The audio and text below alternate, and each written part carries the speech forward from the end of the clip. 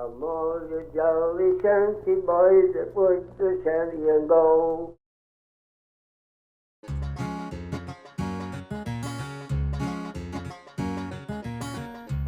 Each camp had a cook who fed the men 3 or sometimes 4 meals a day. Breakfast was usually pancakes with blackstrap syrup, coffee, and tea. Many times, dinner was a meal of pork and beans. But there was always good bread, biscuits, pies, and gingerbread. Because of the physical demands of the job, the men in the camps always had plenty to eat. There weren't a lot of strong benefits to working in a lumber camp, but the Shanty boys did have great quantities and qualities of food to eat. They would eat their food in silence for the most part because there were so many nationalities, up to 4 or 5, in any one camp. The owners didn't want the men to break out in fights or have frayed tempers, cause problems. Some of the woodsmen were local farmers trying to earn extra money during the winter months, but Shanty boys came from all over the world to work in the Michigan lumber camps. The melting pot of workers included folks from Polish, German, Swedish, and French-Canadian backgrounds. They were generally good-hearted, but there always seemed to be at least one man in camp who was ready for a fight. Life in the lumber camps was anything but pleasant. There was always somebody out to show that he was stronger and more vicious than anybody else, and so the pecking order of lumberjacks or Shanty boys became a well-known fact of fights and brawls. Now, when these guys would come back to their camps, their life was anything but easy.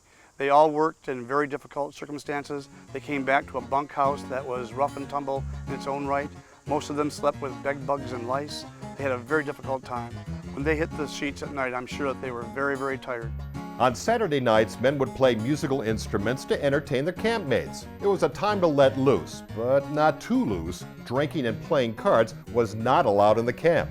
Many fellows spent Sunday, their only day off, cleaning and mending their clothes. Some passed the time making wooden gifts for their families. The Shanty boys themselves were rather creative, and one of the things they did on Sundays was to carve things for their children and for their wives. Most of the Shanty boys were farmers that were supplementing their incomes in the wintertime, so this allowed them to bring some gifts home to their families. Some of the things that they carved were little people, whistles, tools, animals, and another thing that they did was carved cedar fans made by taking a piece of cedar and carving an outside shape to it and then making very thin slats and then fanning the slats out behind each other. And you could make fans, you could make birds, fish, and things like that.